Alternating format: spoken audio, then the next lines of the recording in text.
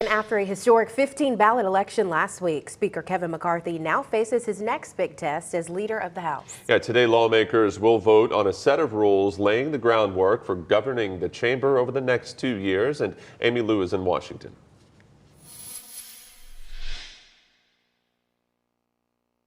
Well, Patrick and Destiny, with all Democrats expected to vote against the rules package, Speaker McCarthy will once again have to win over skeptics within his own party in order to get this first resolution approved.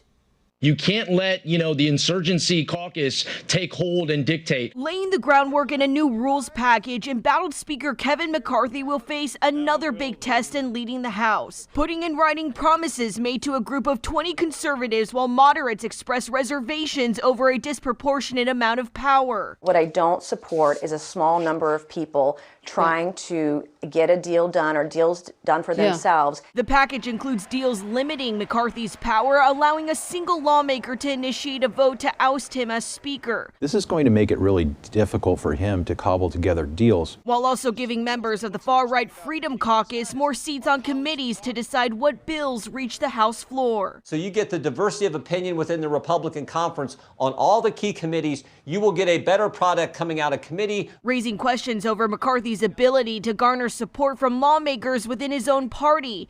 Critical votes he'll need to pass legislation over the next 2 years. The dysfunction that was historic that we saw this week is not at an end, it's just the beginning.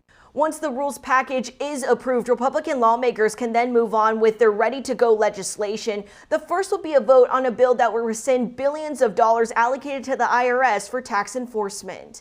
In Washington, I'm Amy Lou, WYFF News 4. After 3 years under zero COVID restrictions, Beijing's borders are open again. The first international flights landed on Sunday. At the same time, a wave of destinations are imposing restrictions on travelers from China.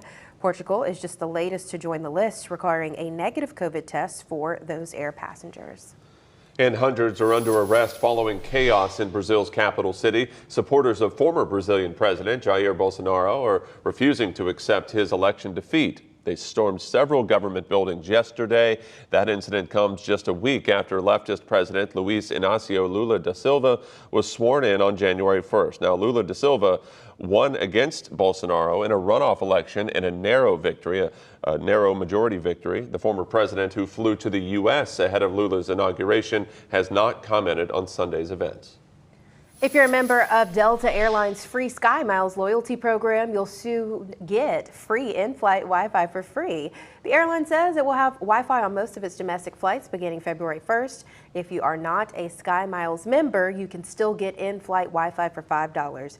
Delta says its wide-body international and smaller regional jets will be coming online by the end of 2024. Delta CEO says the company has invested more than $1 billion in Wi-Fi technology in recent years. Sony Honda Mobility unveiled the new electric vehicle brand Afeela at the Consumer Electronics Show in Las Vegas. The prototype is equipped with 45 sensors inside and outside the vehicle. It will also have various functions, including facial recognition. Each passenger seat is equipped with video monitors designed to allow users to enjoy games or other video programming. Looks straight out of a futuristic movie. The vehicle is expected to launch in 2025. Retail gas prices went up by 10 cents in the past 3 weeks. The national average price for regular gas is now at $3.28 a gallon. This is according to the Lundberg survey. The price hike at the pump came from multiple refineries having to close because of the extreme weather. Many plants, though, are back up, and the regions where gas price hikes were biggest are now seeing falling prices. A look at the gas prices in our region here: South Carolina, $3.01, North Carolina, $3.15, and Georgia, $2.81. Check this out. Tens of thousands of people across the country are now about a week into dry January, where you abstain from drinking alcohol. Researchers say that cutting out alcohol even for just a month can have benefits that last well into the year.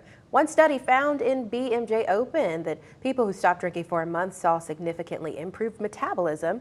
Those people also shed about 4.5 pounds, had lower blood pressure, and a substantial reduction in levels of insulin resistance. Researchers also found that months later, people who didn't drink in January were drinking less alcohol in general as compared to people who did not participate. Medical professionals also taking a break can help you sleep better, elevate your mood and energy levels, which can reinforce the habit. And if you're saving money there, Yeah. then you can spend your money on lottery tickets. You have a chance to be a billionaire. The Mega Millions jackpot is continuing to grow as no winner was announced from Friday's drawing. The jackpot has been growing for more than 2 months now. And the next jackpot tomorrow night will be at an estimated $1.1 billion, according to game officials. This next drawing would rank as the third largest in the history of the game. Wow.